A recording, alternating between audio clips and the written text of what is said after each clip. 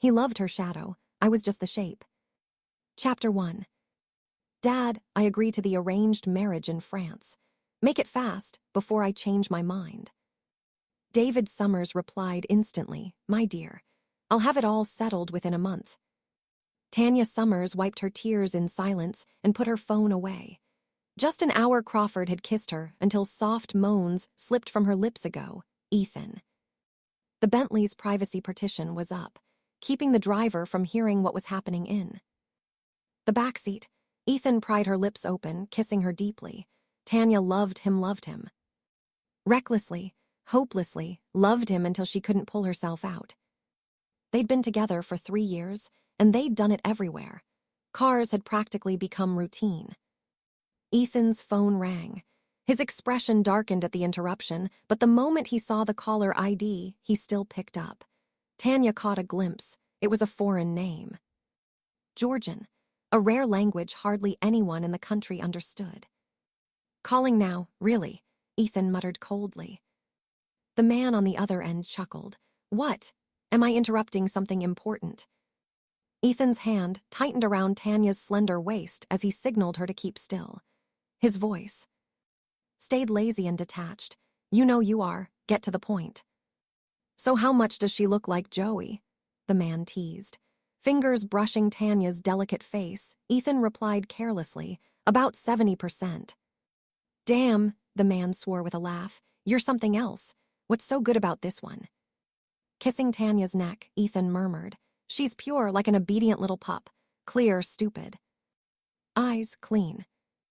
The man's breathing grew heavier. Ethan frowned in annoyance. Don't be disgusting. Spit it out or I'm hanging up. Joey's flight is tomorrow. She's coming back to develop her career here. Ethan froze, his breathing roughening. Are you serious? She wanted to keep it quiet, but I'm giving you a heads up. Good enough. Your first love is back. You're not gonna have trouble ditching the replacement, are you? There is nothing money can't fix, Ethan said flatly. He tossed the phone aside and continued what he was doing. But Tanya's head had slipped low on the seat, and she could see the phone lying on the floor mat. The call was still connected. What Ethan didn't know was that she understood Georgian. Her family had business in Georgia, and she'd studied the language for over 5 years. She knew exactly what they had just said. Tears streamed down, soaking into her hair. 3 years of devotion, and in his eyes she was nothing but a dog. The sun shone bright, like summer had arrived early. The 3-story European-style villa basked in the morning light. Ethan descended the stairs with unhurried elegance, fastening diamond buttons on his tailored shirt. He was the heir of the Crawford family, heirs to a Fortune 100 empire, running several of their media and entertainment subsidiaries. Tall, lean, and detached, he carried that polished aloofness of the wealthy elite. 3 years ago, she'd been a freshman when she first saw him. From that moment, she couldn't look away. He had spotted her in the crowd, too, his eyes lighting up before he pursued her. She resisted for 3 months before giving in. Since then, she'd lived with him in her heart, her world, and lost herself completely. But now, Tanya turned her head away, her face expressionless. Ethan didn't notice. He cupped her face, kissed her hard, and said, I have a meeting at the company. Be good and wait for me at home. I'll bring you dessert when I'm back. He left in a hurry, his tall frame exuding a hint of urgency. Tanya gave a bitter smile and started packing her things, sorting piece by piece. The couple's mugs, toothbrush holders, matching keychains, scarves, t-shirts, stuffed animals, every trinket that screamed love, she tossed into the trash. They hadn't seemed like much when scattered around the house, but gathering them filled a whole box and left her sweaty. When she returned from taking the box out, the TV was playing breaking news. International star Joey Harper was back in the country to relaunch her career. The airport terminal was packed with fans, their screams echoing through the hall. Joey waved with a radiant smile, her tall figure and flawless features dazzling under the cameras. Tanya's gaze caught on a familiar silhouette lurking at the edge of the crowd. The computer chimed. Ethan never bothered logging out, and his WhatsApp was still open. Tanya clicked it. Chapter 2. Joey, Ethan, where are you? I couldn't find you. Ethan, I went back to the car. Too many fans, I shouldn't be seen. Joey, then let's meet at the hotel. Ethan replied with an okay emoji. Joey, it's been 5 years. I can't wait to see you. Tanya let out a bitter laugh and went back to tossing things out. Ethan didn't come home too late that night. He had been drinking, and his usually cold eyes still held traces of a smile. Holding a massive bouquet of red roses, his deep voice filled the room. I'm back. Tanya was curled up on the couch, uploading photos to Shell Bay Resale. Some of the valuable items she planned to sell and donate the money. When she heard his voice, she closed her laptop and looked up. Ethan walked over, shoved the roses into her arms and pulled her close, kissing her lips. What's wrong? Did you miss me? Tanya stayed silent, lowering her gaze to inhale the roses. Like a magician, Ethan pulled a long velvet box out from the wrapping paper. His fox-like eyes, always capable of looking soulful even at a stray dog, focused intently on her, utterly captivating. Inside was a diamond necklace she had admired days ago in a boutique worth over $3 million. She had only lingered on it for a few seconds, but he had bought it. Seeing her stunned, Ethan brushed a kiss against her cheek. So happy you're speechless. Let me put it on for you. Tanya ran her pale fingers along the necklace, her voice flat. Roses, diamonds, I almost thought you were proposing. His hand stilled. Shooting her a sidelong glance, his tone cooled. When I propose, something better. She let out a mocking laugh. How much longer do I have to wait? The warmth vanished from his face, his eyes turning cold. Tanya looked away, reaching for the clasp. Ethan caught her hand, kissing her lips, pushing her down against the couch. Her whole body tensed. Turning her head aside, she pressed against his hand. I'm not feeling well. Don't play hard to get with me, Ethan said coolly. Your period just ended. He pinned her wrist. Tanya's stomach sank. Just then, his phone rang. She shoved him quickly. Your phone's ringing. Answer it. Annoyed, he pulled it out of his pocket. From where she lay, Tanya saw the caller ID, Joey. Ethan flipped the phone face down on the couch, giving her a quick glance. Her expression seemed unchanged. Rising, he muttered, I need to take this. Moments later, he came back down in a tailored suit.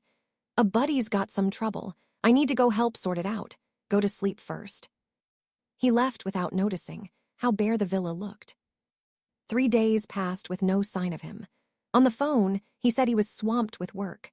Tanya felt oddly calm, yet she still found herself checking Joey's socials.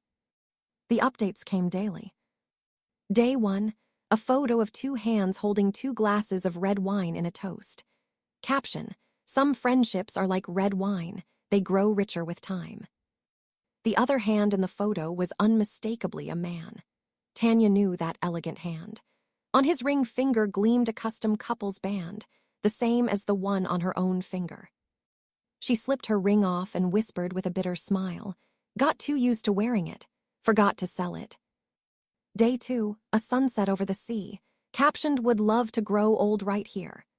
Tanya recognized the 2 palm trees leaning into each other. She and Ethan had planted them on his private beach, and she had tied a handmade knot charm on one. Day 3, a candid at the airport, Ethan's tall frame clear in the crowd. Joey's fans went wild, flooding her with questions about whether she was dating. She replied across the board, no way, just feeling emotional being back in a familiar place, that's all. Tanya swallowed the sourness rising in her throat. She calmly packed sold items for shipment, donating the money to a celebrity charity foundation. The high-value jewelry no one dared buy online, she sent to auction. She dropped by her university to finalize her withdrawal from graduate school, then went to the immigration office for photos and fingerprints. She deactivated most of her social media and shopping accounts, leaving only 2 she would shut down before boarding her flight. Today was her birthday. From midnight on, messages and calls poured in. Parents, siblings, friends, professors. Everyone except Ethan. Her gaze landed on a photo frame on the wall. She was nestled in Ethan's arms, smiling like she had the whole world. His face was expressionless, his eyes distant. With a self-deprecating laugh, Tanya dragged a chair over to take the frame down. The door opened. Ethan walked in, his handsome face shadowed and dark, his whole aura radiating danger. Chapter 3. He saw Tanya reaching up on the chair and strode over, frowning. "What are you doing up there?" Tanya gave him a faint smile. "I didn't expect you back so soon." Ethan lifted her down from the chair and kissed her lips. "Silly girl, did you forget what day it is?" Her chest tightened, eyes suddenly burning. He cupped her face and kissed her eyelids. "Don't feel sad, I remembered okay."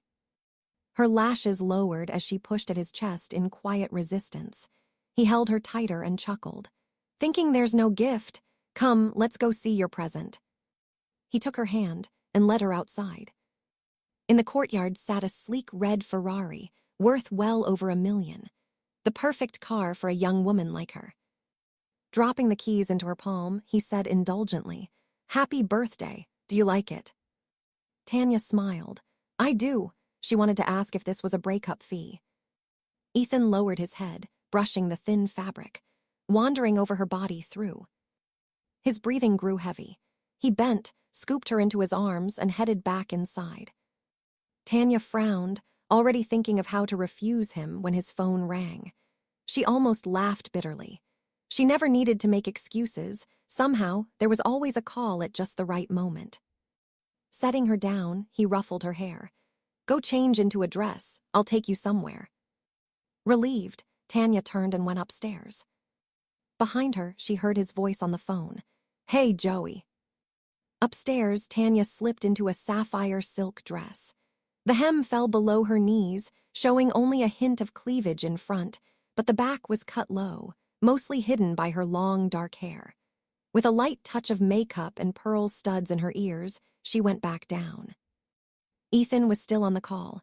When he saw her, his eyes froze. Sapphire blue was brutal on skin tone, but on her flawless pale complexion, it was regal. The satin clung to her perfect figure without betraying a flaw. With no jewelry besides the earrings, she looked breathtaking.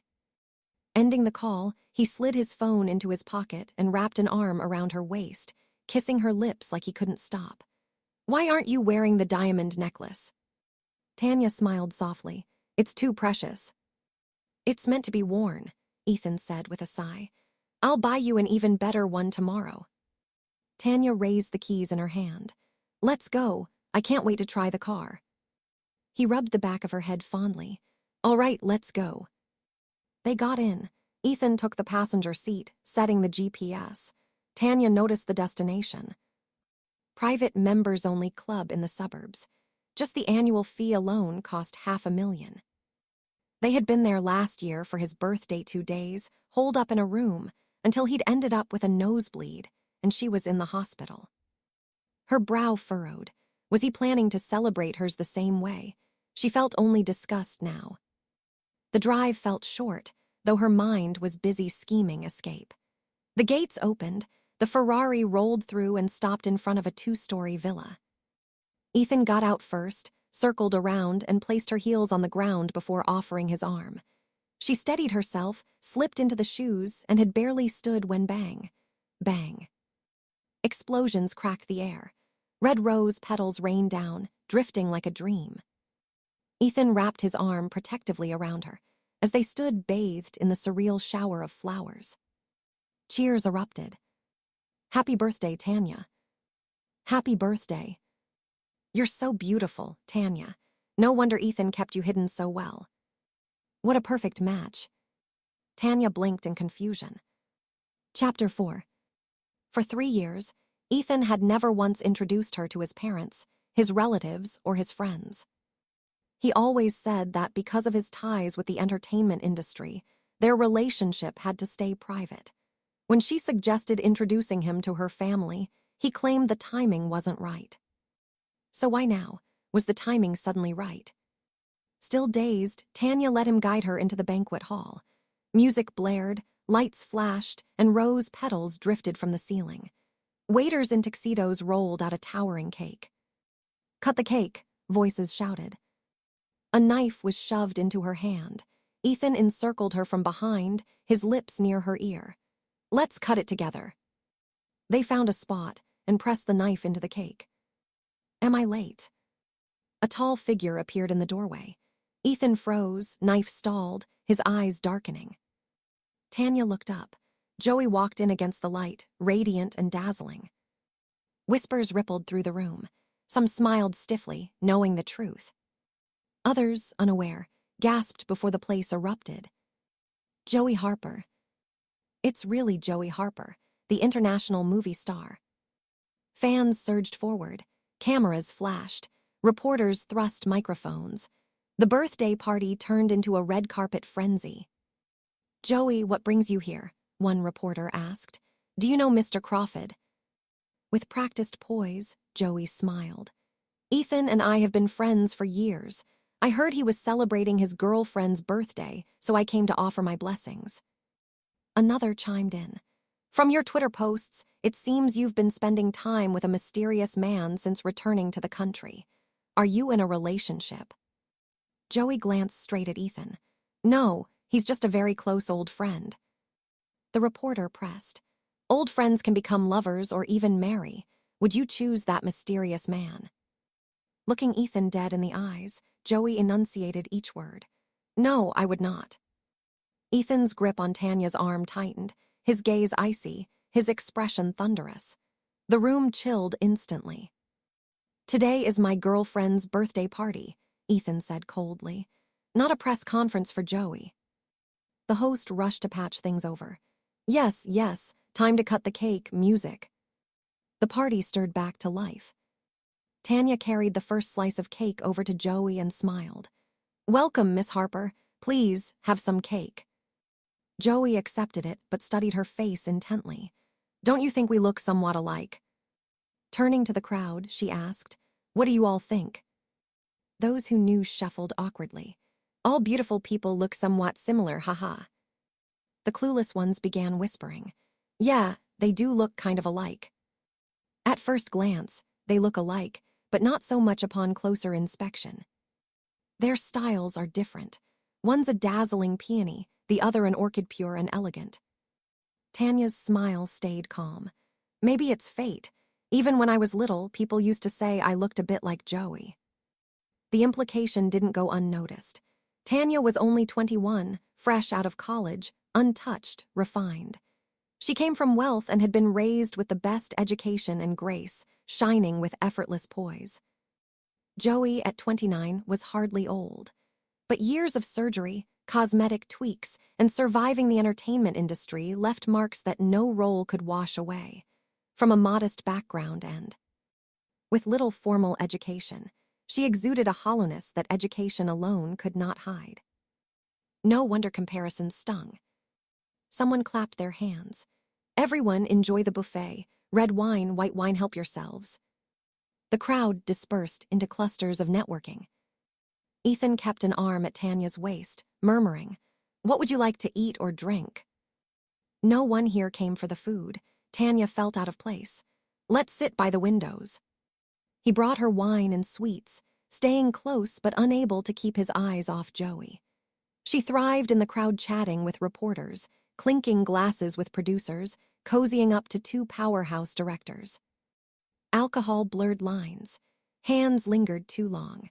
One director slid his palm over Joey's waist while another offered her a brimming glass of brandy. Ethan's face darkened, his aura dropping degrees by the second. Chapter 5.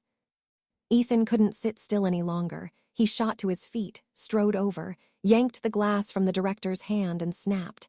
Have you forgotten what the doctor said? No more alcohol. His voice cut through the room. The chatter died and everyone looked over. Joey was a little tipsy, her smile even more dazzling. Ethan, you're still so cautious. Don't worry, I know my limits, she said. The drunk director laughed. Mr. Crawford must really care about you. I remember when you filmed that kissing scene years ago, he actually showed up on set. A buddy who'd had too much chimed in. That's right. Ethan's the deeply devoted type. Once he loves someone, it's forever. Joey rushed to smooth it over. Don't talk nonsense, my stomach's bad. He's afraid I'll bleed again, she said. Ethan glanced at Tanya on instinct, then at the hungry stares around them and grabbed Joey's hand. We need to talk, he said. Bitterness twisted in Tanya's chest. He was 5 years older, always composed and aristocratic, the kind of man who handled anything without a ripple. She never imagined he'd lose control in public like this. She could feel the sideways looks on her skin, and suddenly she couldn't stand being there. She stood and stepped out onto the terrace. The wind was cool. No lights. Only the hall's glow spilling out in shifting bands. She settled in a corner chair and looked up just in time to see Ethan and Joey arguing hard by the flower beds. In the end, Ethan turned on his heel to leave. Joey reached to grab him. He jerked away. She wobbled on her heels and twisted her ankle, tumbling into the flowers. The sound made Ethan whirl back. He lunged and pulled her out. She looked badly hurt. Her ankle was clearly twisted. Ethan scooped her up and ran for the red Ferrari, set her in the passenger seat, and drove off. A single silver stiletto lay abandoned by the flower bed. With the stars of the show gone, people drifted out of the hall. Tanya returned to a room of wilted roses and half-eaten cake, the party over. The waiters cleaning up looked at her with that mix of pity and gossip. Her white heels crushed a carpet of red petals as she walked slowly out. The Ferrari was gone with Ethan. Miss, a male voice called from behind. Her heart skipped. The voice sounded familiar. She turned to see a blonde Eurasian man, about 30, deep-set eyes, high-bridged nose, features decent enough. It was his gaze that ruined it, greasy and predatory. He held out a hand. I'm Yuri Kandel, Georgian, he said. Tanya didn't take it. She turned away. Yuri withdrew his hand, awkward. I'm a friend of Ethan. It's hard to get a cab here, let me give. You a ride, he said. No, thanks. The club provides cars, Tanya answered. A $500,000 membership fee came with chauffeured cars, and she headed toward the line of black sedans. Yuri watched her perfect silhouette, tilted his head, licked his lips, and smiled like a man who'd already decided. If she kept Ethan hooked for 3 years, she was no ordinary girl. A prickle ran down Tanya's back. She slid into the club car and caught Yuri still starring, all bad intentions. Thinking of his call with Ethan the other day, bile rose in her throat. She gave the driver the address and urged, let's go. Bored in the back seat, she opened her phone. The trending list was exploding. The top 4 spots were Ethan, Joey, and her. ETHAN, CRAWFORD, RUSHES Joey Harper 2 City Hospital, FEARD facial injury hash. Birthday bash 4 new girlfriend, ex-Joey Harper, stops by, then leaves with ETHAN hash. New girlfriend looks 70% like Joey Harper. Real life, stand-in drama hash. Reunion after 6 years. Were ETHAN and Joey ever really over or back together now hash? There were photos, videos, proof. One shot of Tanya handing Joey. The first slice of cake was crystal clear. Joey's fans flooded the comments, some blessing the true couple, others publicly telling Ethan's new girlfriend to take the hint and stop being a homewrecker. Plenty accused Tanya of hurting Joey out of jealousy. The insults were vile. Only a handful felt sorry for Ethan's new girlfriend. Tanya shook with anger. How could they use her image without consent? A club like that guarded client privacy. Nothing would be public without permission. Which meant at least the host, Ethan, had signed off. She fired off legal letters to the sites for violating her portrait rights. Within 2 minutes, her photos and videos were removed. Too late. Thousands had already downloaded them, and they kept spreading in comments and private accounts. By the time she got back to the villa, she was calm again. She walked into the living room, saw their photos everywhere, and felt the bitter joke. Chapter 6. She kicked off her heels, tossed her bag aside, and started taking the frames down. She burned the photos and threw the frames out. There were so many. Living room, Hallway, bedroom, study, gym, dressing room walls, cabinets, tables. Her phone rang. It was her dad. The moment she answered, David Summers's angry voice burst through. Tanya, what's going on online? How could a scandal like this break out now? Tanya sank onto the rug, exhausted. Dad, she said softly. Her nose stung, her throat closed. His tone softened instantly. Sweetheart, don't cry, don't cry. Dad's here. We're not easy to bully. Leave the websites to me. I'll make them pay, he said. Family love cracked her composure. She covered her mouth and finally let herself sob. David sighed. Regretting it now won't help. Dad will teach that bastard Ethan and that woman a lesson, he said. Tanya wiped her tears. No need. I was too foolish and naive. I brought this on myself. Anyway, I've already decided to emigrate. Let's just drop it, she said. He ground out his frustration. You, he said.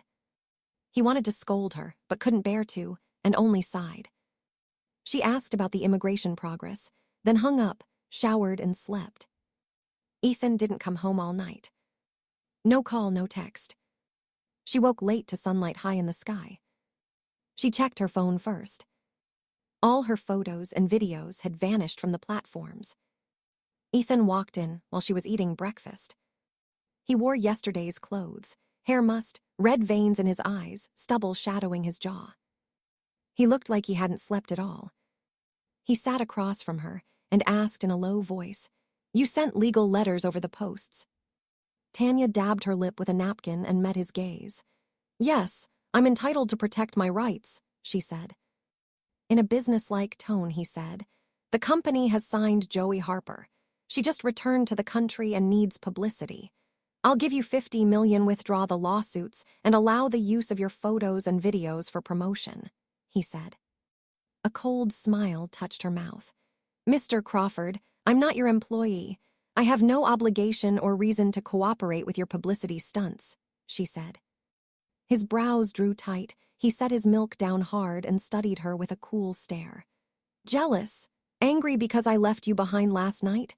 Joey injured her face and ankle. I had to take her to the hospital urgently. She relies on her looks for her career. She can't afford to be disfigured, he said. I'm not angry, Tanya said with a small smile. How you choose to promote her is your business. Just don't involve me, understand? His eyes sharpened, his voice went cold. You've always been obedient and sensible. Don't disappoint me, he said. I'm sorry to disappoint you, Tanya answered evenly, but I'm holding my line. He looked thrown, like he'd punched a pillow. Lighting a cigarette, he drew deep and exhaled a thick plume. Handsome and exhausted in the drift of smoke, he looked like decadent royalty. After a few drags, he calmed down, stubbed the half-cigarette, and came to sit beside her. He pulled her into his arms. All right, we won't use your photos and videos. Don't be angry. 20 million. Will you withdraw the lawsuits? Offending those reporters and influencers will harm the company's reputation, he said. He bent to kiss her ear. His hand slid to her collar.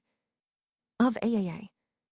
Since it was his company behind it, Tanya decided to agree to withdraw, to consider it payment for 3 years. After all, he had serviced her well every time. She was about to nod when his phone rang. One arm still around her, he pulled the phone out, glanced at the screen, and answered in Georgian. What is it, Yuri? He said. Yuri's oily tone oozed through.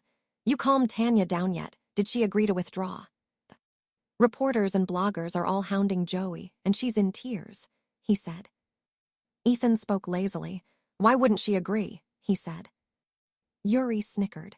Man, I'm jealous of you. I really like Tanya, now that you've got Joey backhand. Tanya over. I just want a taste, he said. Ethan's arm tightened around Tanya and his voice dropped to a growl. Get lost, he said. They were too close for her, not to hear every word. His words a minute ago could have meant it was a company strategy, and she'd assumed it was. Turns out, this was Joey's doing. Chapter 7. Ethan hung up, kissed Tanya's cheek, and urged, Call your lawyer and drop the lawsuit. I'm not dropping it, Tanya answered coldly. Ethan's face darkened instantly. He stood over her, eyes sharp. "Stop making trouble, will you? My company's taking losses. What good does it do you?" Tanya stayed firm. "Your team and those reporters all know about privacy and portrait rights. Yet they broke the law knowingly. Why? When I was wronged, you didn't hold them accountable. You came to me to negotiate. Why?" Ethan's icy stare locked on her. "I don't even recognize you anymore. Jealousy really makes people unhinged." He shoved his chair back and headed upstairs.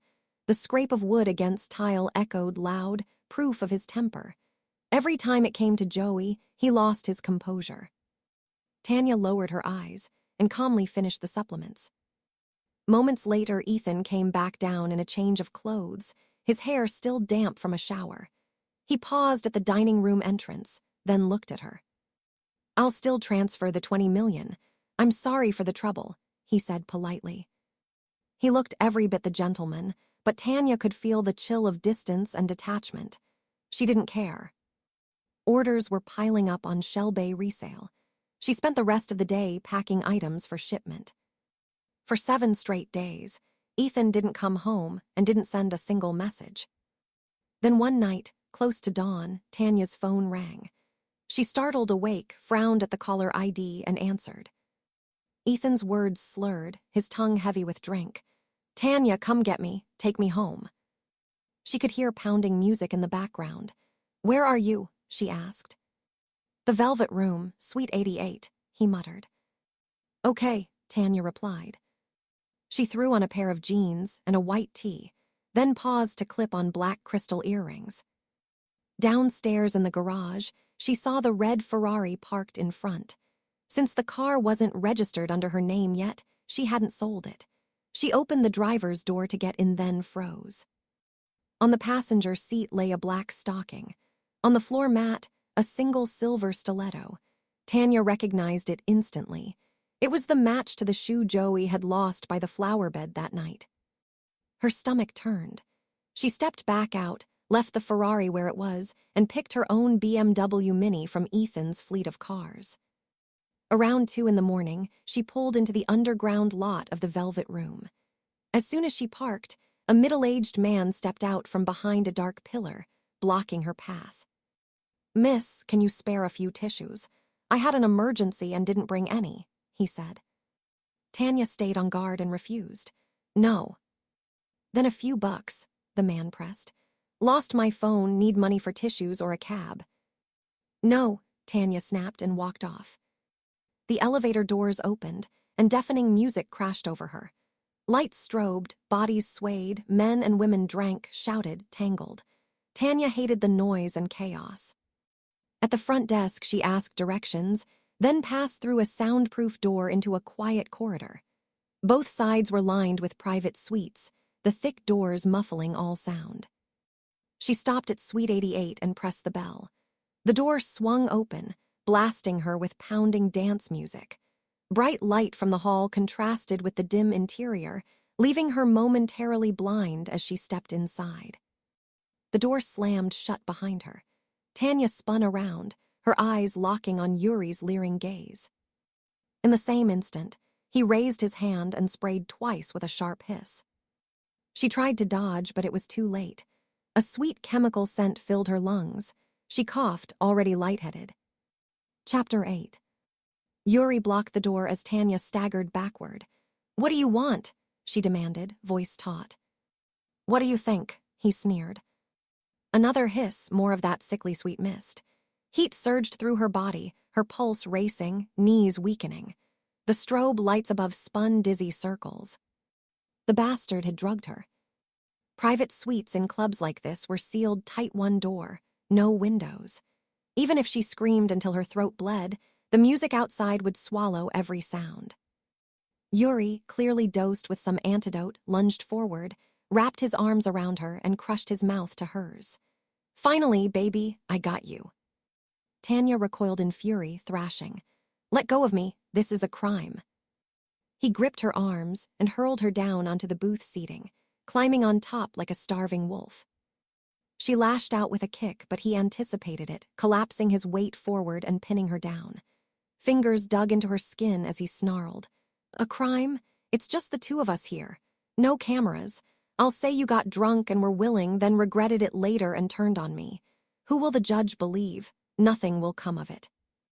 Hopelessness crashed over her. Her body sagged. Ethan won't let you get away with this, she whispered. Yuri ripped open her jeans button, laughing with vile arrogance. Silly girl, Ethan handed you over to me. Didn't he call you here? He's having fun with Joey next door right now. Tanya felt like lightning split her in half. Grief and rage blurred her eyes with tears. He yanked down her zipper, tugging at her waistband. You'll see what a real man, like, better than Ethan ever was. Joey, been out 6 years, she's the crazy one. Ethan will crawl back to you. And by then, you'll have tasted me. You'll never want him again. Her shock hardened into fury. As his hands slid lower, she snapped her palm across his face. The slap cracked sharp and loud. Yuri's expression twisted, then morphed back into a deranged grin.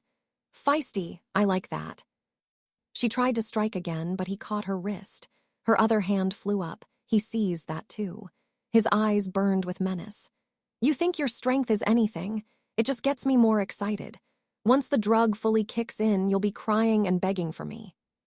He dropped his head like a rabid dog, teeth grazing her skin. Tanya's stomach burned, her body limp. Next door, Joey sipped wine, eyes glued to a live stream on her phone. She smirked to her assistant. If Tanya hadn't worn pants tonight, Yuri would have already had her. This is even better. It'll push him further. What if Tanya sues Yuri? The assistant asked nervously. Joey scoffed. Sue Yuri? What does that have to do with me? I didn't do anything. I only suggested Ethan call Tanya to pick him up. The assistant stared in awe. Joey smirked, victorious. With this footage, Tanya has no choice but to back off. If she doesn't, I'll post the video everywhere. Let's see if she can stomach that. She clenched her fist, eyes wild. Yuri, take her pants off. Do it. On the couch nearby, Ethan stirred, voice thick with booze. Water, Tanya, get me some water. Joey froze, jealousy flashing across her perfect face. She shut off the video, forced a smile, and turned to pour him a drink. Back in Suite 88. Tanya's despair sharpened into desperation. When Yuri's grip loosened as he tugged at her jeans, she raked her nails across his face and neck, leaving bloody scratches. He growled, eyes gleaming like an animal. Damn, you're just making me want it more. I'll record you crying and begging and let you watch later. With that, he yanked her off the booth and slammed her to the carpet. Tanya's knees buckled, and she collapsed, powerless. Chapter 9. Tanya shoved against Yuri's weight. Tears welled in her eyes, heat flooding her cheeks, her body spiraling out of control, ragged sounds slipping from her throat. No, she couldn't give in. She bit down hard on her tongue. Pain snapped her back for an instant, enough to drive her knee into Yuri's nose. Fuck, Yuri howled, clutching his face, blood spurting through his fingers as he dropped back. Tanya scrambled to her feet, bit her tongue again to stay sharp, then kicked him square in the crotch. Ah, Yuri shrieked, curling on the floor in agony. She spotted a spray bottle peeking from his pocket. Snatching it, she held her breath and blasted his face PSHH, PSHH, PSHH, until the can hissed empty. Tossing it inside, she staggered for the door, half crawling. Cold air rushed in as she yanked the suite door open, clearing her head just enough. Wiping her prints off the can with her t-shirt, she flung it back inside, slammed the door shut, and stumbled into the hallway. Her legs were weak, barely able to carry her. Heat scorched through her veins like fire. One thought pounded in her mind: find a man. If this kept up, she knew she'd lose control. Either strip herself bare in public or end up in some stranger's bed. Call the cops. In a place like this, protected by powerful people, she'd be silenced before anyone helped. Call a friend. Too late. What now? What the hell could she do? A door clicked open. Tanya whipped around. The suite right beside 88 had opened. Her scalp prickled. If Ethan found her, he'd throw her straight back to Yuri. Heart racing, she darted for another door. To her shock, the knob turned, the door creaked open. She slipped inside and locked it fast. even sliding the chain across. The room was dark and silent, empty. Relief crashed through her, followed by another wave of blistering heat. She slumped against the wall, sliding down until she sat on the carpet. Ripping off her t-shirt, she tried to cool her skin. Her own ragged breathing filled her ears. Her heart thundered. Every inch of her felt like ants crawling under her skin, unbearable. She couldn't hold back the soft moans spilling out. Then the lights blazed on. Her vision blurred, her mind clouded. Through the haze, she saw a tall, broad-shouldered man step into view. Dark brows, sharp cheekbones, strong nose. Like a dying traveler seeing an oasis, she crawled toward him. "Help me! Please help!" Even disheveled, Tanya was stunning, hair damp, eyes glistening, voice husky with need. The man's blue eyes darkened. "Miss, should I call the cops or an ambulance?" "Water," she begged, clutching his leg to pull herself up. "Cold water, please." The moment her body pressed into his, her fragile control snapped with a violent crack. Need consumed her.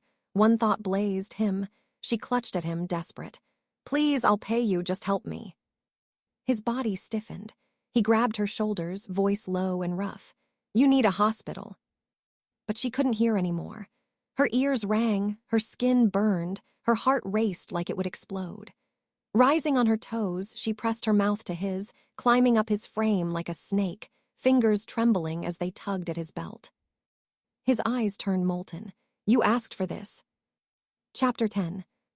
He scooped her up, slammed her down on the leather booth, and yanked her jeans down with one hand. This time, Tanya didn't resist. He moved like a predator unleashed, raw and powerful. Time blurred. When it was finally over, Tanya lay limp, utterly spent. Fear jolted through her. This place wasn't safe. Anyone could walk in. Shaking, she crawled around to gather her clothes and shoes, fumbling to pull them back on. The man sat, damp hair clinging to his temples, his body slick with sweat that gleamed under the light. She couldn't help staring a moment longer before grabbing her phone, ready to transfer money.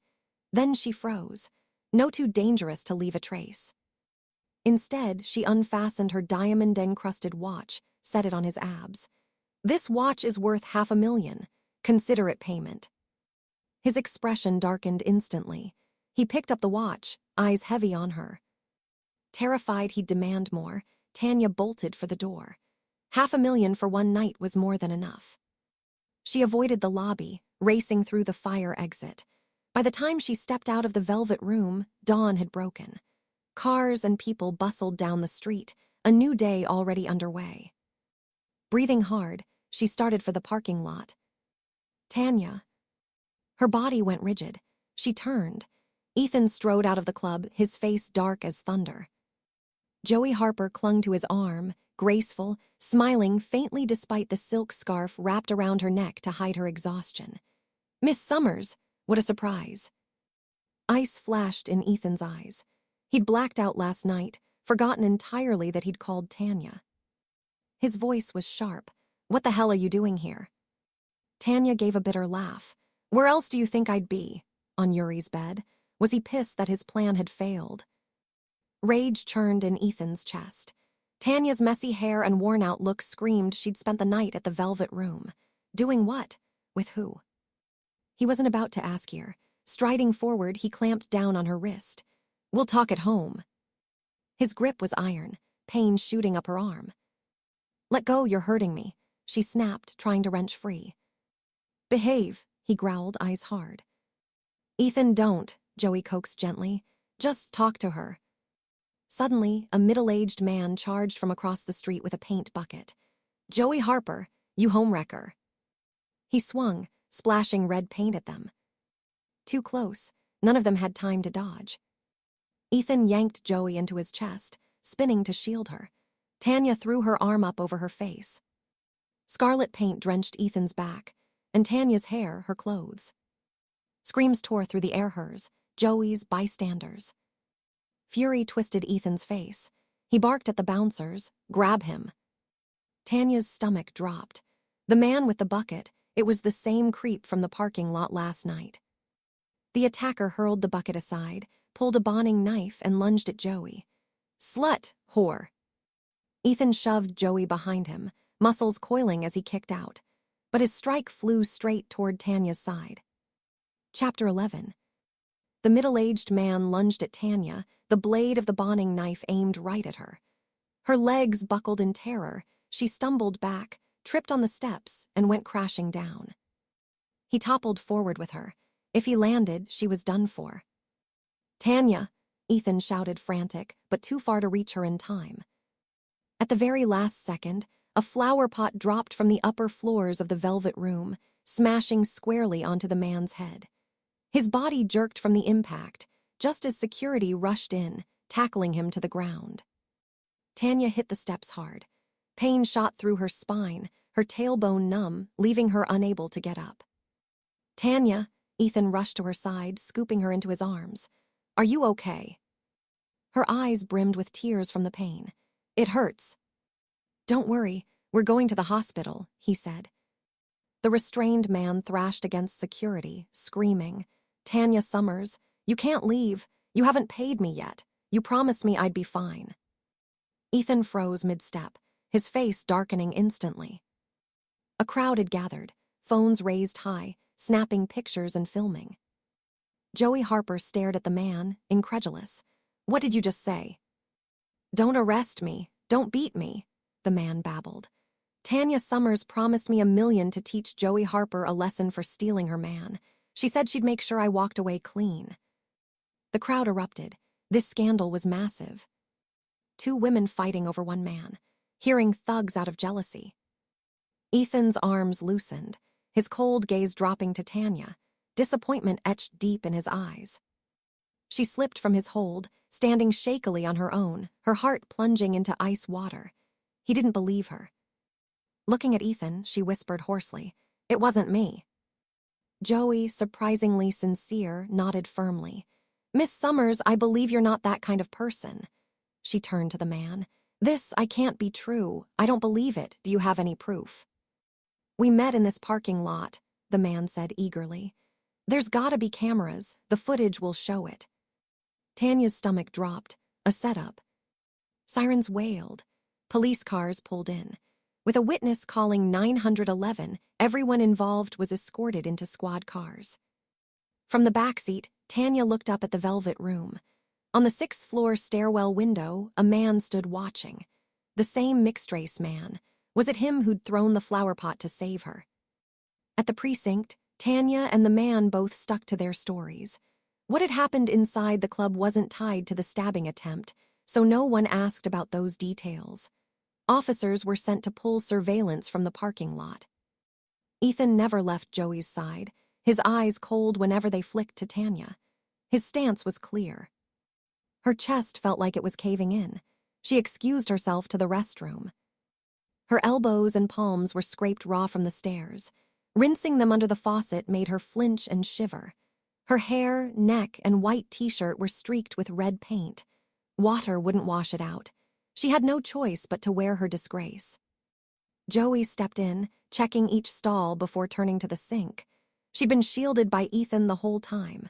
Only her shoes bore a few splashes of paint. In the mirror, she flashed Tanya a smug smile. Look at you, disgusting. Ethan was protecting me, not even sparing you a glance. 3 years together and he still doesn't trust you. How does that feel? Tanya met her gaze in the mirror, silent. Joey chuckled, full of scorn. Sweet little girl, you really are naive. Did you think I'm here for Ethan? Chapter 12. Tanya turned her head toward her. Then why? Joey pulled lipstick from her $20,000 bag, twisting it slowly. You brought this on yourself. I was doing you a favor by using nobody like you for publicity, and you had the nerve to sue me. Ethan offered you $20 million to drop it, and you still refused. Tanya's voice was calm. Ethan doesn't like manipulative women. If he finds out, he'll despise you. Joey laughed like she'd just heard the funniest thing in the world. No wonder Ethan says you're as dumb as a golden retriever. You have no idea what a man's first love means to him, do you? So what if I left him to build my career overseas? So what if I didn't speak to him for 5 or 6 years? If I want him back, I just crook my finger, and he comes running back like an obedient dog. A bitter thought cut through Tanya. Ethan thought she was a puppy. Joey thought he was a golden retriever. Maybe this was karma. Joey's eyes sharpened. Be smart, drop the lawsuit now. And if I do? Tanya asked. Joey tapped her phone, then shoved the screen toward Tanya. Take a look, what's this? One glance, and Tanya's mind went blank. It was a video of her and Yuri in Suite 88. Joey had clipped it carefully. Yuri pinning her down, tugging at her jeans. Yuri's back was to the camera, but Tanya's face was clear flushed cheeks, watery eyes, her body looking pliant, almost inviting. The music in the suite had drowned out their voices. No sound, just the images. To anyone watching, it looked like she was willing. Fury roared through Tanya. She snatched the phone, but Joey jerked it back fast. Grabbing it is pointless, Joey smirked. I've got plenty of copies. Tanya trembled with rage, leaning hard against the sink, glaring at her. Joey smiled sweetly. What do you think will happen if I post this on international sites and let it get shared back here? They have looser rules over there. This kind of video is ordinary. You couldn't sue me even if you tried. Tanya's voice was ice. If you're so brave, post the whole video. I sprayed a whole bottle of his own drugs in Yuri's face before I left. He must have lost his mind. You were the one who went into Suite 88 hash after me. Did you enjoy the results? Joey's face drained. The memory of Yuri's brutality last night made her shiver, though she covered it with clenched teeth. Don't flatter yourself. The video is mine. I'll post whatever clips I want. Tanya's eyes dropped to the purple bruises peeking out from under Joey's silk scarf. Looks pretty intense last night. The scarf can't even hide it. Joey whirled back to the mirror, adjusting her scarf, forcing a smile. That's from Ethan. Tanya's tone was flat. As long as you both believe that. She pushed the door open and walked out. The officers outside looked at her with complicated, guarded eyes. Ethan was on the phone, his expression glacial. Get in touch with the platforms. Every video of this needs to come down. Tanya pulled out her own phone. As expected, today's incident was already sitting at the top 2 spots on trending searches. Movie star Joey Harper splashed with paint, nearly stabbed. Suspect claims Tanya Summers hired him hash. Ethan Crawford and Joey Harper spotted leaving club together. Tanya Summers hires thug out of jealousy. Hash hash. Clips flooded every feed. The scene had been too public, filmed from every angle. Comments poured in nonstop. Joey's fans were rabid, their words venomous. Rot in jail. Too bad she didn't get stabbed. Lock her up with the dogs. Ethan hung up and strode over, his tone sharp. Why would you do something this stupid? This is a nightmare to contain now. Joey hurried over, murmuring, Ethan, don't be mad. We'll figure something out. What solution? Ethan's voice cut like ice. This isn't a bot push, it's real traffic. One of the officers shook his head. It's public already. Too many uploads to suppress. And suing for privacy or image rights won't work easily in a case like this. Tanya stared at her phone, silent, not bothering to explain. Then the officers who had pulled the surveillance came back. The footage was easy to locate. It showed the man and Tanya in the parking lot, interacting. Their mouths moved, but the audio was gone. No one could hear what was said. Chapter 13. Fortunately, the parking garage had plenty of cameras. They captured the man and Tanya from multiple angles, both front and back. The footage clearly showed she never handed him anything. If she'd spoken more or passed him money or even a tissue, it would have been impossible to explain. She argued, watch my lips. I only said 2 words. No. My name only has 3 characters. How could we have had such a long conversation? The man's eyes flickered as he changed his story. It was our second meeting. The first time wasn't here. We agreed on everything then. Where was it? Tanya's voice was steady. My home, my neighborhood, my school, they all have cameras. I can account for my time. The man faltered, stammering. It was a long time ago. I don't remember the exact day. Do you at least remember the location? An officer pressed. His eyes darted around before he blurted, by the river in the grove. There are no cameras there. With no cameras, no witnesses, no transfers or records, there was no proof. In the end, Tanya had to be released for lack of evidence. Her voice was cold. I'll sue him for false accusation, endangering public safety, and attempted assault.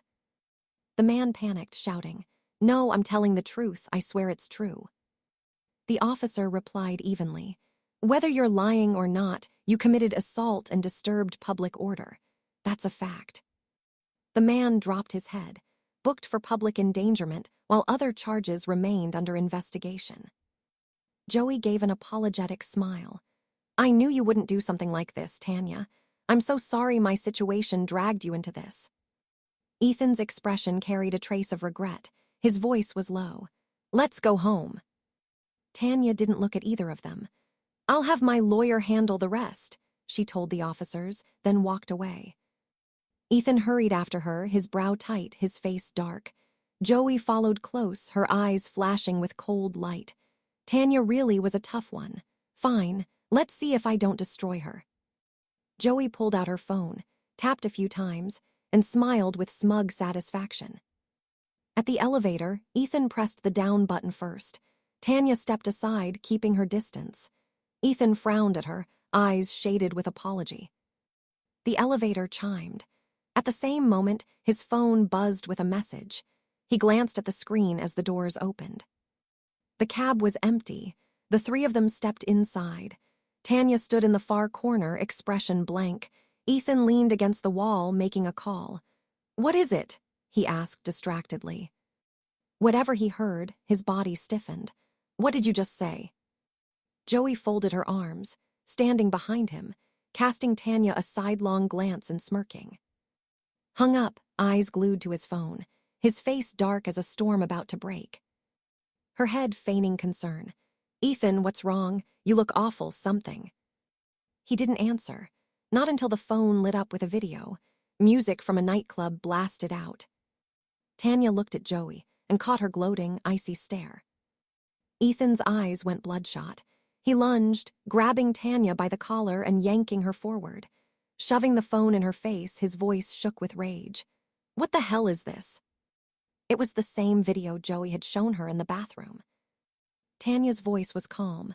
"You called me there, and you're asking me what this is." Her indifference only fueled Ethan's fury. He lost control and slapped her hard.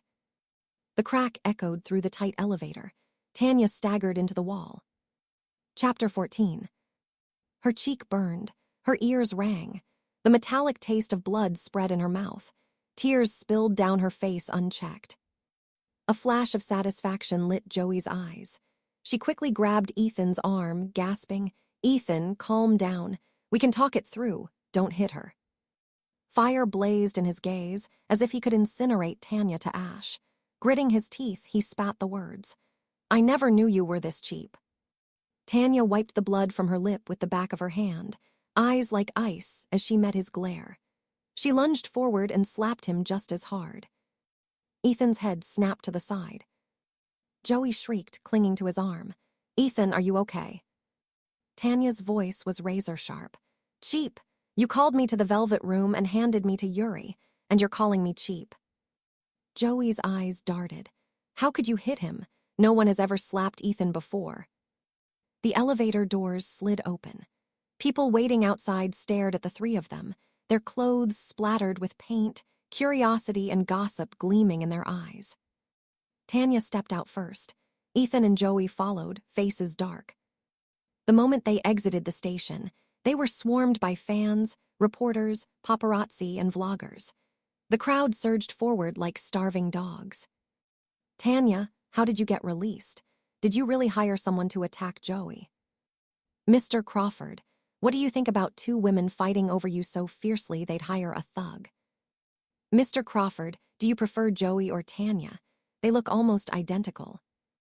"Joey, is Tanya really the one who tried to hurt you? Will you press charges or forgive her?" None of them answered. Ethan shielded Joey, forcing a path through. Tanya lowered her head and pushed forward alone. A rotten egg smashed against her forehead.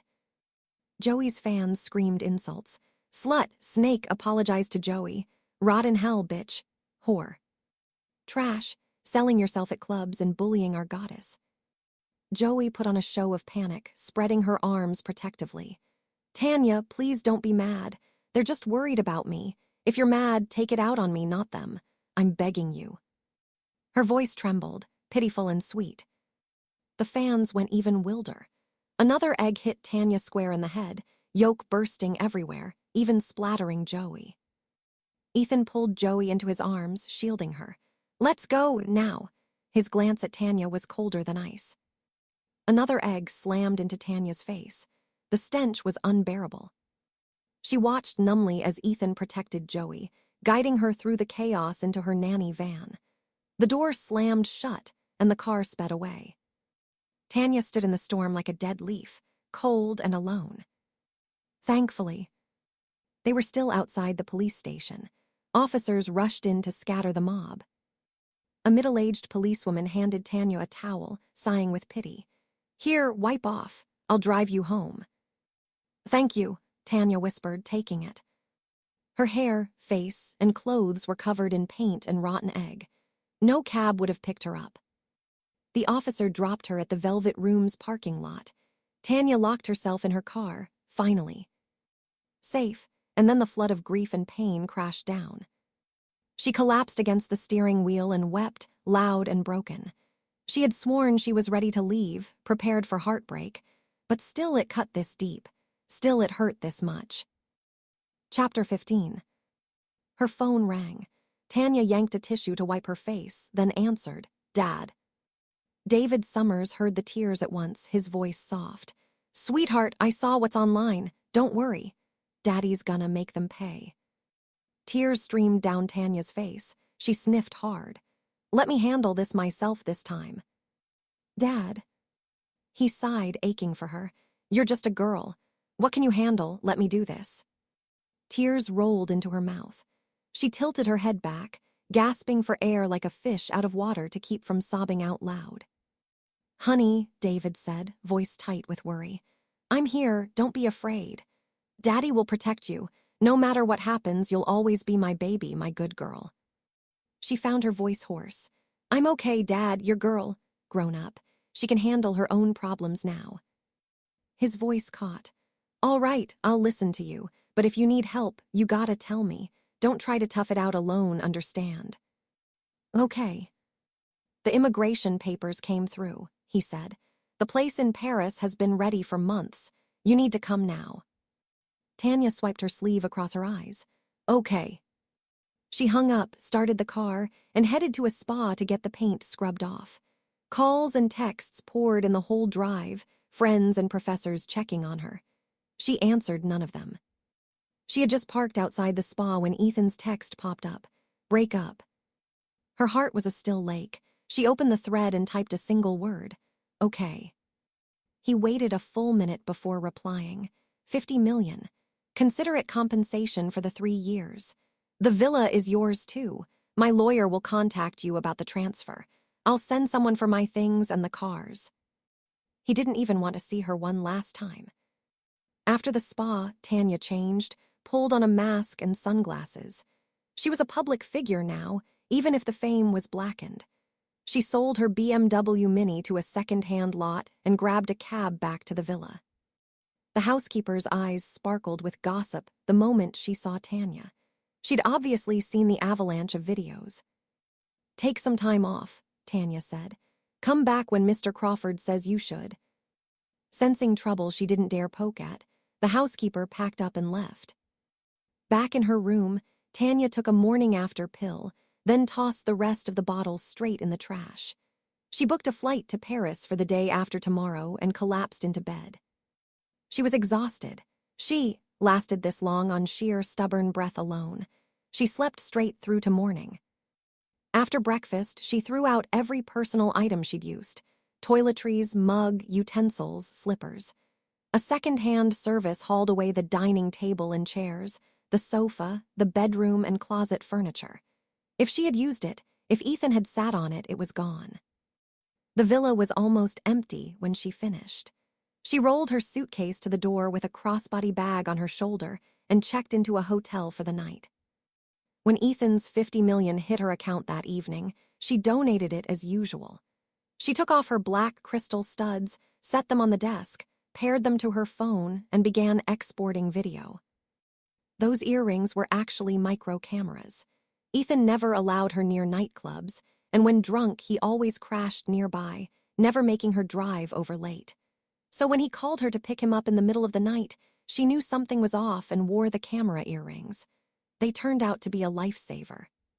She cut the footage into 5 clips, one from the Velvet Room parking lot, one from Suite 88, one of the paints attacked at the entrance, one of the bathroom conversations with Joey at the precinct, one of the rotten eggs at the station door. Before boarding the next day, she sent the files to her attorney, the police, the major platforms, and Ethan. Then she recorded an audio message in fluent Georgian. "Thank you for teaching me in real life how to grow up. Goodbye, may we never meet again." Chapter 16. Then she canceled everything. Her phone number, social accounts, shopping accounts, bank accounts. She even deleted the novel reading app. It was like erasing every trace of herself here. A silver jet slid down the runway, then climbed into the sky. Smaller and smaller, until it vanished into blue and cloud. Ethan was in a morning meeting. Ride Joey's current heat and book more variety shows. His phone buzzed hard a few times. He glanced down, a message from Tanya. A curl of mockery tugged at his mouth. She changed her mind, didn't want to break up, after what she'd done, as if he'd ever take her back. He set the phone face down and kept the meeting moving. "I'm fine with more shows," Joey said warmly, poised and radiant. "But I really want to land a big-budget series or film." "No problem," Ethan said. "There's a strong script coming in. We'll finance it in-house and you'll be the lead." A few signed stars looked sour but said nothing. She was the CEO's first love, the untouchable white moonlight. Joey smiled at them benevolently, pride and triumph simmering in her eyes. The conference room door flew open. Yuri Candle stumbled in, face ashen. "Ethan, Joey, it's bad, help me." Ethan frowned. "What now? Pull yourself together." "Check the videos online," Yuri blurted. Everyone grabbed their phones. Gasps broke out around the table. The top 5 trends were Ethan, Joey, and Tanya. But the outrage wasn't aimed at Tanya anymore. It was aimed at Joey. The earring footage was crystal clear, audio and all. Ethan kept his cool through the parking lot clip. By Suite 88, his hands shook. Yuri had claimed Ethan handed Tanya to him. Yuri had drugged her. At the paint clip, he watched the man nearly stab Tanya while he himself shielded Joey. In the bathroom clip, Joey's words to Tanya made his eyes go red. Joey had treated him like a dog. At the station entrance, Tanya's humiliated, desolate figure cut him to the bone. Then her Georgian voice message hit, clean and fluent. His mind went white with a roar, his vision blacked out for a second. "Mr. Crawford," someone cried. Ethan shot to his feet, grabbed his keys, and staggered for the door. Joey caught his arm, panicked. "Ethan, you can't drive like this." "Get away from me." His shout cracked like a whip. He shoved her hard. "Stay away. You make me sick, you vicious, fake woman." Joey hit the floor on her back, limbs splayed. The door opened again and several officers stepped in, badges out. "Ethan Crawford, Joey Harper, Yuri Candle, you are being summoned in accordance with the law. Please come with us." Joey's face went gray. It was over, truly over. The 3 were escorted out of the building. Reporters, vloggers, fans, and paparazzi swarmed like a tide. The hate they'd poured on Tanya now crashed down twice as hard on Joey. "Homewrecker, you stole her boyfriend and tried to ruin her." "You used us," bullied Tanya. "Manipulative witch." Drop dead. A rotten egg hit Joey's head and exploded, foul yolk dripping through her hair. Another egg slammed into her forehead, splattering across her face. She ducked, shielding her head with her arms, which only made the handcuffs on her wrists glint bright for every camera. Chapter 17. Ethan didn't step in to protect Joey this time. Rotten eggs hit him too, splattering on his head and clothes. "Scumbag. You're disgusting." What kind of man hands his own girlfriend over to someone else? Are you insane? Men like you deserve to rot. Ethan didn't dodge or try to shield himself. He just stood there, numb, letting the filth hit him. The three were brought to the precinct and separated for interviews. Things moved too fast for them to sink a story, and under trained questioning, nothing stayed hidden. The evidence on Joey and Yuri was ironclad, and both were detained. Ethan had only been coaxed by Joey into making that one call to Tanya and didn't take part in the rest, so he was released. On his way out, he crossed paths with Joey and Yuri as they were being taken to holding. Joey lurched forward, dropped to her knees at his feet, and sobbed, "Ethan, please, save me. I only did all this because I love you too much." Yuri pleaded too. "Come on, bro, cut me a break." Ethan kicked Joey out of his way and kept walking. He had to find Tanya. He pulled out his phone and dialed. A recording answered. "The number you have dialed is not in service." A bad feeling slammed through him, panic rising sharp and cold. His hands shook as he opened every app and fired off a message, only to see he was blocked everywhere. He didn't bother showering. He grabbed a cab to the villa and pressed his thumb to the print lock. A soft beep sounded and the door swung open. Hope jolted. If the lock still took him, she had to be waiting for him to come back. He stepped in and found a hollow, echoing house. He ran upstairs and through open room after room. Empty, all of them. On the third floor, aside from his personal items, everything was gone. He sank onto the stair, buried his face in his hands, and forced himself to breathe. Then he bolted for the shower, changed fast, and headed to the garage.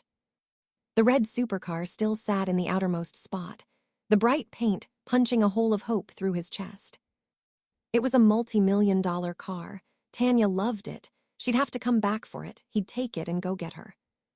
He yanked the door open and stared at a pair of black stockings on the passenger seat, a single silver heel on the mat. His throat closed. He shut the door and chose another car. At Tanya's university, he learned she'd withdrawn. Real panic set in, a hole ripping open in his chest like winter wind howling through him. He smoked one in the car, and then called a private investigator he trusted. They had channels. The basics came fast. Tanya had donated the money he sent and canceled every document, account, and card, including her national ID. Ethan's head rang. She canceled her ID too. "She did," the pie said. "She immigrated to France. She left on a flight to Paris this morning. As for her information in France, we can't access that." Ethan felt the blood in his body reverse course, rushing violently toward his head. The sounds around him faded, his vision spotting with blackness. He dragged in air, pulled up his phone, and booked the next flight to Paris. He had no idea how he'd find her once he landed. He'd figure it out there. He made the purchase and called his assistant. "Make sure Joey and Yuri are looked after inside. Keep the media heat on them, especially Joey. Dig up every old scandal she's ever been involved in and make sure it gets out." Meanwhile, Tanya was still on the plane. She always slept in transit, cars or planes. She watched the cloud sea for a while and then drifted off. A yawn, a slow blink. Something wavered in front of her eyes. Her focus tightened. It was a watch. She jerked fully awake.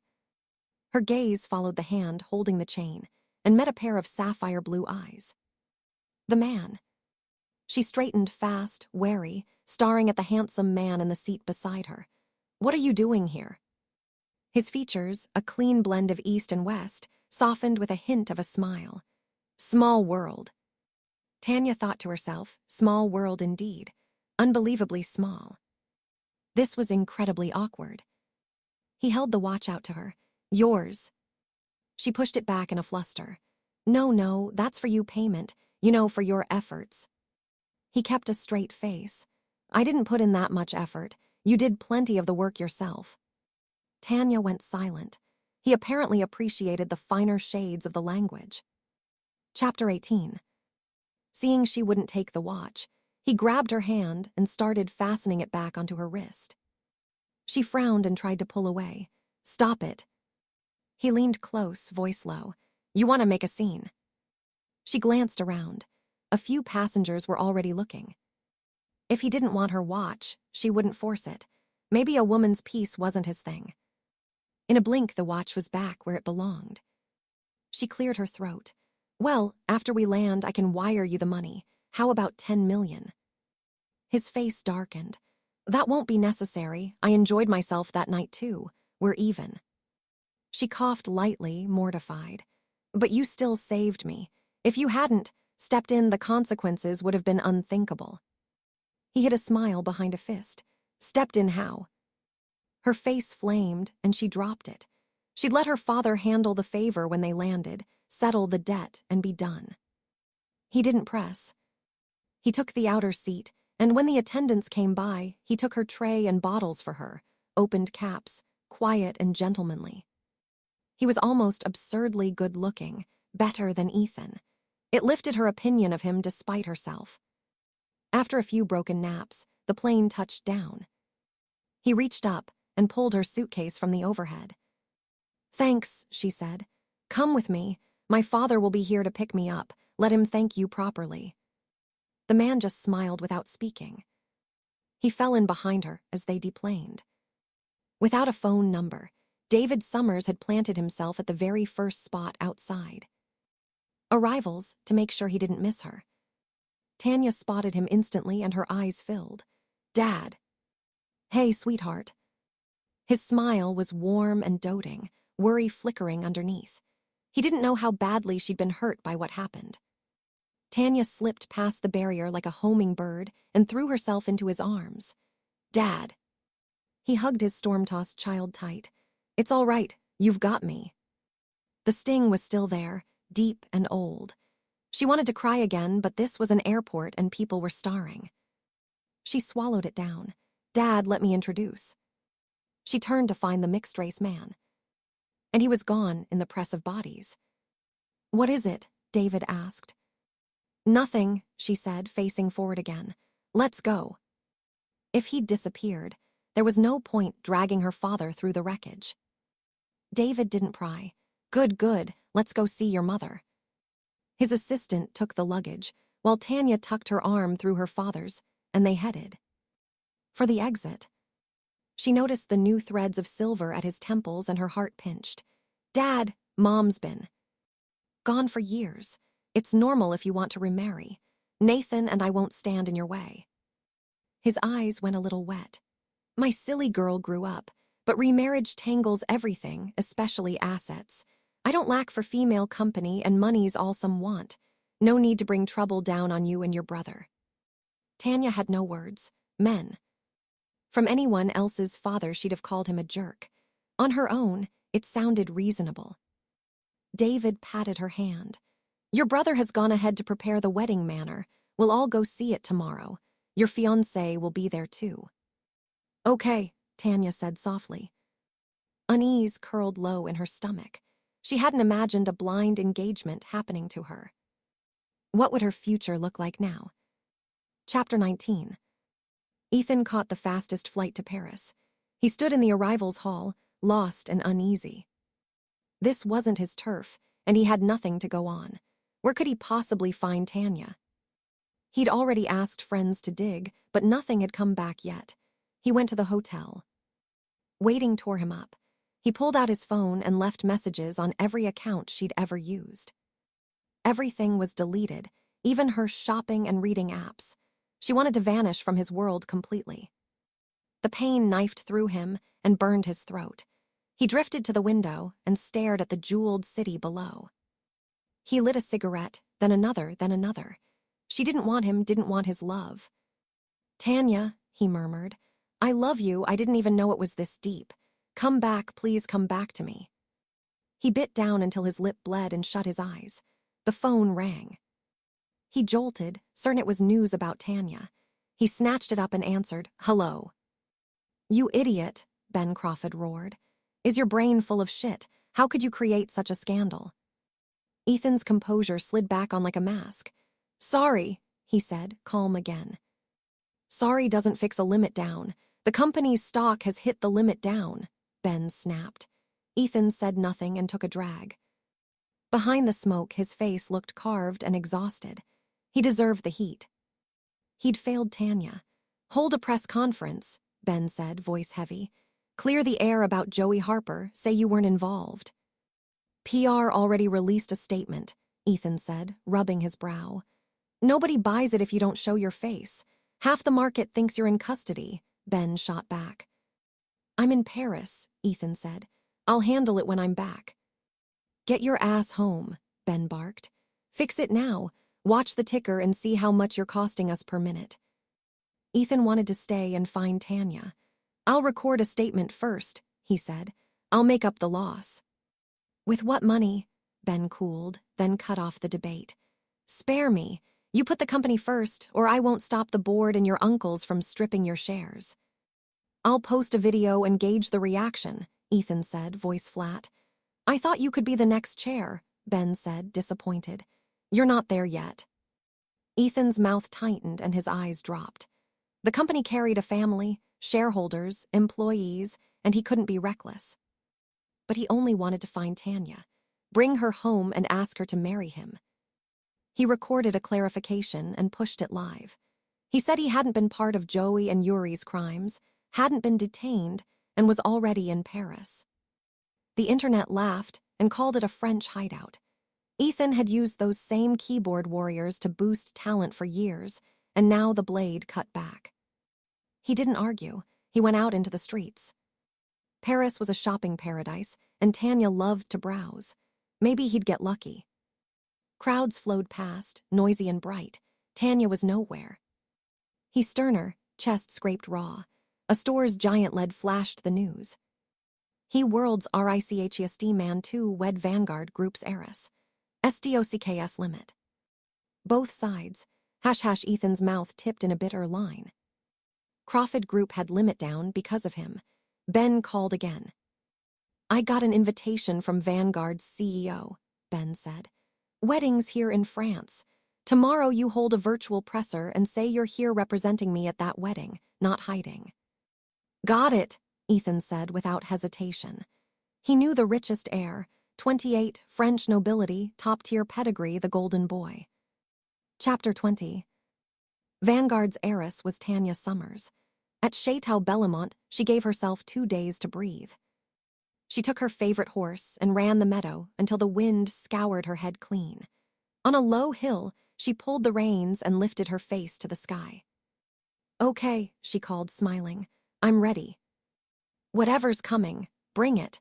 She'd put off even Googling her fiancé and didn't know his face or resume. Now she was ready to face it. She drew a steadying breath and pulled out her phone. Her Bluetooth pinged. "Tanya, head back," David Summers said. "Your brother's home." Tanya hadn't seen Nathan in over 6 months, so she pocketed the phone, turned her horse, and flew down the slope. The match was set, and whoever the man was, she would marry him. Her mare ate the ground, and in minutes she reached the gates. A few luxury cars lined the drive while David and Nathan chatted with a guest. The guest's back was tall and cut, shoulders broad, waist lean, miles of leg. At the sound of hooves, they all looked over and the guest turned. Tanya froze. The man. How could it be him? Judging by how warm David and Nathan were with him, they knew him well. Mortification prickled. Ending up with someone she'd met like that was awkward. She swung down in one clean motion, boots hitting gravel, every inch of her in crisp riding tweed. She held her crop, not sure what to do with her hands. Nathan grinned. "What's wrong, kiddo? Shy now you've seen your fiancé." Tanya's eyes went wide. So the man was Lucian Hayes, her fiancé. What were the odds? Lucian tipped a brow and offered a courteous smile. "Hello," he said, voice warm. "We will meet again." "You've met before?" David asked, surprised. "How do you know each other?" Nathan said, nosy and amused.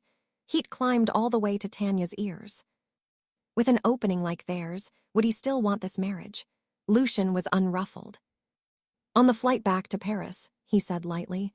"We were seatmates." "What a coincidence," David and Nathan said together. They traded a quick look. Both old hands, they saw the odd current between the two at once. Lucian is also quite skilled in horse riding, David said. Tanya, give him a tour of the grounds. Sure, Tanya said. Lucian gestured. After you. Tanya nodded and fell in step toward the stables. David watched them go, pleased. Picture perfect, he said. A matched pair. Barely good enough for my sister, Nathan joked. Tanya kept her voice low. Do you still want to marry me? She asked. Lucian's mouth curved. I do. Do you not want to marry? I do, she said, fumbling. It's just the way we met. He looked down at her and spoke seriously. Me. I think the way we met was romantic. I don't care about your past. I care about everything after.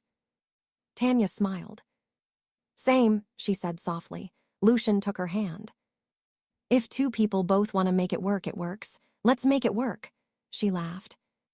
I didn't expect a guy to nail a line that was cheesy. His smile deepened as her shoulders loosened. She studied his unfairly handsome face and felt a quiet settle in her bones. Young, brilliant, and far better than she'd imagined. 2 meetings in, and nothing about him set her teeth on edge. Marrying him beat an unknown, older stranger by a mile. And he was very capable. A thought sparked and she looked up. Were those 2 meetings really coincidences? She asked. Chapter 21. Tanya's eyes were clear and bright, with a thread of sadness. Lucian met that gaze and couldn't bring himself to lie. It's a business match for both families, he said, honest and steady, but I still want a wife I actually know and like. So you had me checked out, Tanya said, one brow lifting. Yes, he said, blue eyes catching the light like cut stone. And I'm very pleased in every way. In every way landed with a heat she felt all the way up her neck. The velvet room flashed through her mind, and her face went to Materred. Lucian's smile tugged higher no matter how he tried to hold it back. I hand-picked some jewelry for you. It'll be delivered tomorrow. Your gowns were designed here in Paris, bespoke. We'll do a fitting in the morning. You really didn't have to go to all this trouble, Tanya said. This was a merger. A quick, decent ceremony should be enough. No need to drown it in money. Don't worry about a thing, Lucian said, formal and warm. Just focus on being the bride. After the wedding, we'll take a honeymoon trip around the world. Guilt pricked her. She hadn't handled a single detail, and she'd only learned his face today. Not that she was complaining about the face. With an arranged marriage, drawing the short straw could mean old and unkind. She could live with this. The next morning the gowns and stones arrived. All top-tier French houses, all one-offs made for Tanya alone. French silhouettes threaded with Eastern motifs, everything set with natural diamonds. Lavish and restrained at once. She brushed a fingertip over the glittering work. This is too much. It's only a little over 100 million, David said, dry as ever. Barely worthy of my girl. It may be a deal on paper, but if the man isn't good to her, he can get lost. Dad, Tanya's chest ached. His eyes went red. Enough, check the lists. We leave for the cathedral at first light. His girl was getting married, and just thinking it hurt. The ceremony was at one of France's grandest, oldest cathedrals. Heads of state and industry filled the pews, along with family and old friends. The space kept them quiet. No one dared more than a murmur under the saints and oil-lit scenes. Ethan arrived neither early nor late. There were no floral arches, no picture boards pointing the way. Western weddings didn't need the glitter. A staffer directed him to the nave. The crucifix presided, flanked by carved scenes from scripture and dark, glowing canvases. It made your spine straighten without thinking. 20-plus rows of benches, half full already. He slid into an aisle seat in the last row so he could ghost out when it was over. His eyes drifted to the marble and stayed there. When he married Tanya, it would be louder and brighter. Bali, he thought. Flowers, palms, the sea, a yacht. A robed priest stepped up and spoke in French. The choir followed. Ethan didn't catch much of it. He was adrift until the first bars of the wedding march struck, and he lifted his head. Lucian walked up in a black formal suit, tall and cut, his mixed heritage features sharp and sure, his presence quiet and powerful. Ethan had to admit the guy was one of one. Could the bride match him? Music swelled. The bride came down the aisle on her father's arm. Ethan glanced at her back, and his gaze locked hard, shock punching clean through him. 3 years wasn't long enough to forget that figure. The room detonated in his skull. Tanya Summers, he thought, throat closing. Vanguard's heiress. This was Tanya's wedding. His blood ran the wrong way. Panic took him by the heart and squeezed. He lurched to his feet and his voice ripped out of him. Tanya. Chapter 22. The world fell away. He didn't hear the gasps or see the heads turning. He saw a woman in a diamond-bright gown stop and look back. It was Tanya. It was really her. Tanya. He lunged, reaching for her arm. David Summers shoved his daughter behind him in one smooth move. "Stop," David said, voice like a crack of wood. Security was on him in a breath. With that guest list, the perimeter was Fort Knox. Big men pinned Ethan, and every head in the cathedral swung toward the scene. Surprise, curiosity, gossip, disgust. Ethan strained against the hands on him, the cool in his eyes stripped away. "Tanya," he said, raw, "don't marry him, please forgive me." She hadn't expected him to come. Shock flickered, and then her calm slid back into place. "Mr. Crawford," she said, even and clear. "We broke up, at your request. Please respect me and my wedding." His eyes went bloodshot. The smart move would be a blessing and a quiet exit. He didn't have it in him. "I regret it," he rasped. "I love you. I don't want to lose you. I know I hurt you. I didn't trust you. I was wrong. Give me one more chance, please." "No," Tanya said, steady as stone. "I don't love you anymore." Lucian came up and took her hand, his look cutting. "Did you catch that, Mr. Crawford?" Ethan glared at him, lips pressed white. "If you can't sit quietly," Lucian told security, "escort him out." He led Tanya toward the priest.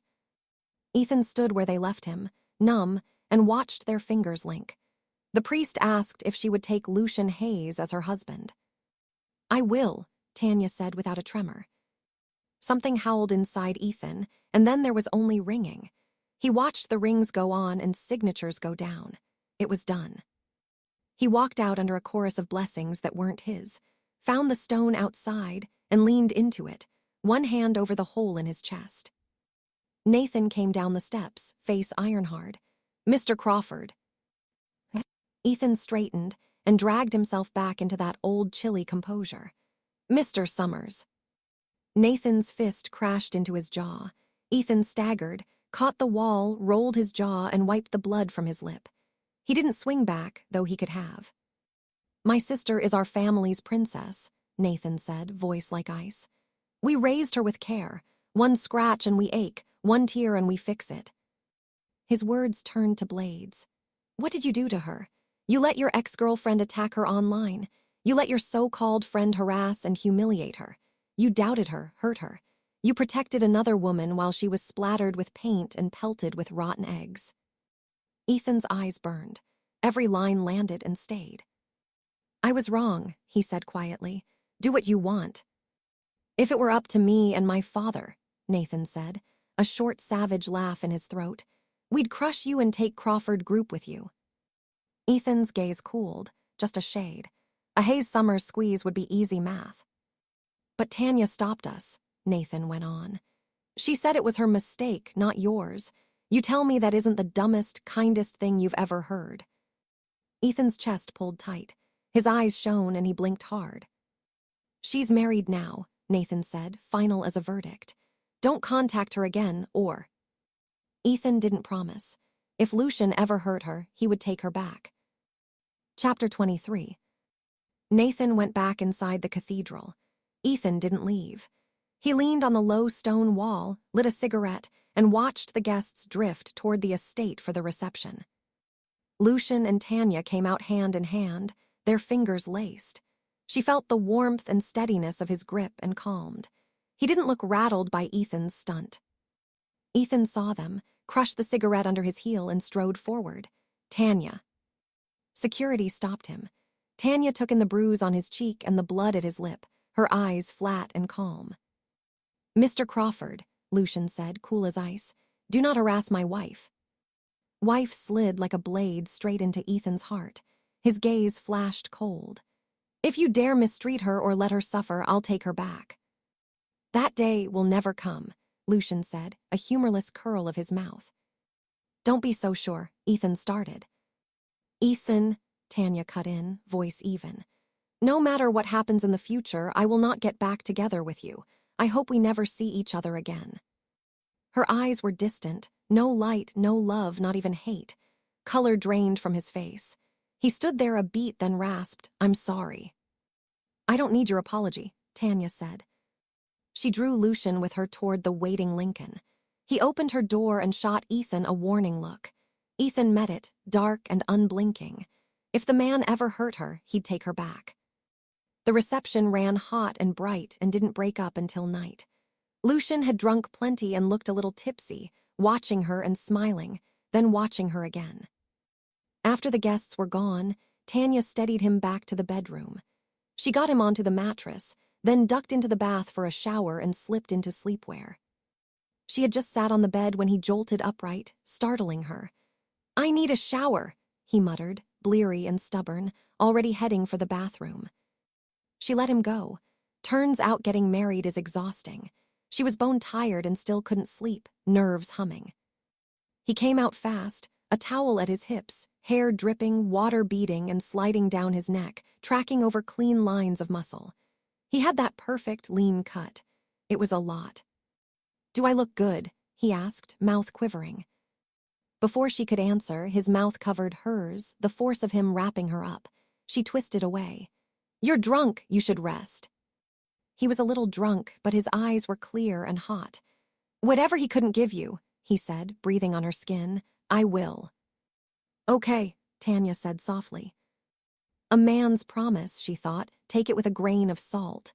He kissed her hard, as if he heard her doubt. It was their wedding night. Tanya didn't hold back. She tried to keep quiet at first and then let go. You don't believe me, he breathed against her ear. Her eyes glossed, her voice a whisper. I do, I believe you. She bit his shoulder, serves you right. His gaze went darker and he let himself go. She finally slipped under, eyes closed, breath even. The sweat had burned the liquor out of him. He watched the woman in his arms, pale with a flush beneath, and meant every word he'd said. Time could prove it. Ethan flew home, colder than before, sharper at the edges. He didn't crash. He turned into a machine. First, he dropped $50 million on charity, scrubbing the stain of the Tanya Summers scandal. Then he bankrolled a tentpole holiday film and cleared $500 million. His media companies surged. Crawford Group stock not only recovered what it lost, it climbed. Ben and the board eased back into his corner and even leaned on him more. The Tanya saga got buried under fresher trends. People forgot. A year later, Yuri finished his sentence and was deported to Georgia. 6 months after, his family's business went under. 18 months in, Joey got out. No one in the industry would touch her. She tried to pivot back overseas and ran into closed doors there too. The anger ate at her. Plenty of stars did 5, 10 years and came back swinging. Why was she blocked at every turn? A friend, worn down by her hounding, finally hinted, "You pissed off someone bigger." Chapter 24. That was when she realized she'd been blacklisted. By who? She managed to flag down Ethan's car and begged at his door. Ethan, I paid for what I did. Please let me go. I'm begging you. I blacklisted you in our market, he said, indifferent. My reach doesn't extend overseas. He hit the gas and left her on the curb. She sat down hard, equal parts hate and confusion. She hadn't crossed anyone bigger than him. She pivoted to short video and affiliate links, skirting the line to make money. Reports popped up nonstop. The products bombed. Ordinary life wasn't in her vocabulary, so she started working the fringes to keep a toe in the top-tier crowd. Ethan didn't police anyone else's hustle. He didn't have time. He found a companion who reminded him of Tanya, not the face, the feel, the eyes most of all. Clear, lit when they looked at him, soft and obedient. He fell into it. Tanya, he whispered against the girl's skin, Tanya. I'm here, she murmured, clinging to him, kissing his ear. I'm always here, I won't leave. He got worse. During his kisses, she smiled, satisfied. Will you marry me? I want to be your wife, have your children. His body went rigid. After a beat, he said, okay. Her eyes lit. You're the best. Let's go see my parents tomorrow, okay? The next day they were at the airport, hand in hand, boarding passes in hand. People flowed around them, partings and reunions everywhere. Ethan stopped dead, went stone still. Tanya. 7 years had passed, yet Tanya seemed almost unchanged. Beautiful, serene, radiant, especially her eyes, still clear and bright, shimmering with life. She was holding a little boy's hand, a gorgeous kid, 5 or so. The boy was Lucian's copy. Ethan forgot to breathe. Why was she traveling with the child alone? 7-year itch. Did. Lucian. Ethan, his date said, following his stare to the elegant young mother, nerves spiking. Do you know her? He didn't hear her. He let go of her hand and moved. Slow at first, faster, faster. He stopped short. Lucian was walking over from the restrooms with a toddler girl on his hip. Lucian looked even more put together than before. The little one, all pink and perfect, looked like Tanya. Mommy, the girl piped, a tiny voice tragically. Daddy diaper ow. The boy, delighted, translated. Dad changed her diaper and hurt her again. I was careful, Lucian said, helpless and fond. She's just dramatic. Tanya laughed, all warmth. Her eyes were bright, sparks everywhere. Lucian shifted the little girl in one arm and took Tanya's hand with the other. Let's go. She laced their fingers and took her son's hand as he bounced beside them. Ethan didn't step in. He stood there and watched the 4 of them disappear into the crowd. His date caught up and stood at his side, looking where he looked.